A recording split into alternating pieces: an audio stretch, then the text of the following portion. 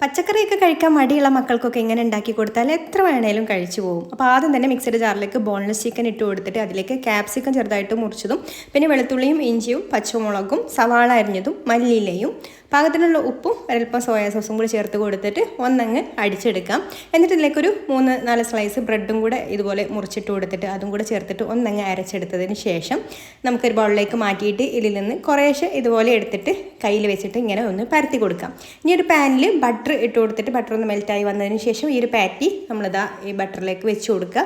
എന്നിട്ട് കുക്ക് ചെയ്തെടുക്കാം. ഒരു സൈഡ് റെഡി ആയിട്ട് വരുമ്പോൾ തീ കുറച്ച് വെച്ചിട്ട് കുക്ക് ചെയ്തെടുക്കണം കേട്ടോ. ഒരു സൈഡ് റെഡി ആയിട്ട് വരുമ്പോൾ തിരിച്ചിട്ട് കൊടുക്കാം. പിന്നെ ഇതാ ഇതുപോലെയുള്ള ബണ്ണ് എടുത്തിട്ട് ഇതുപോലെ രണ്ടായിട്ടൊന്ന് കട്ട് ചെയ്തെടുക്കുന്നുണ്ട്. എന്നിട്ട് ഒരു പാനിൽ കുറച്ച് ബട്ടർ ആക്കിയിട്ട് ഈ ഒരു കട്ട് ചെയ്ത് വെച്ചിട്ടുള്ള ആ ഒരു ഭാഗം ഉണ്ടല്ലോ അത് നമുക്കൊന്ന് ടോസ്റ്റ് ചെയ്തെടുക്കാം കേട്ടോ. ബ്രെഡിൻ്റെ 2 കഷ്ണവും ഇതുപോലെ ഒന്ന് ടോസ്റ്റ് ചെയ്തെടുത്തതിന് ശേഷം ഇനി നമ്മളിതാ വെന്ത് വന്നിട്ടുള്ള പാറ്റിയുടെ മുകളിൽ ഒരു സ്ലൈസ് ചീസും കൂടെ വെച്ച് കൊടുത്തിട്ട് ഈ ഒരു ബണ്ണിൻ്റെ ഉള്ളിലേക്ക് വെച്ച് കൊടുക്കുക.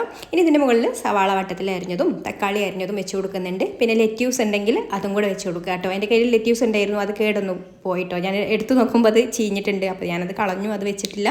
ലെറ്റ്യൂസും കൂടെ വെച്ച് കൊടുക്കുകയാണെന്നുണ്ടെങ്കിൽ നമ്മൾ പുറത്തുനിന്നൊക്കെ വാങ്ങിക്കുന്ന അതേ ഒരു ബർഗറിൻ്റെ ലുക്കും കൂടി കിട്ടും കേട്ടോ. എന്നാലും ടേസ്റ്റിനൊന്നും കുറവില്ല. നമ്മുടെ ഹോം മെയ്ഡ് ആയിട്ടുള്ള ചിക്കൻ ബർഗർ റെഡിയായി. ഇഷ്ടമായിട്ടുണ്ടെങ്കിൽ ലൈക്ക് ചെയ്യാനും കൂടുതൽ റെസിപ്പീസിൻ്റെ പേജ് ഫോളോ ചെയ്യാനും കൂടി മറക്കല്ലേ.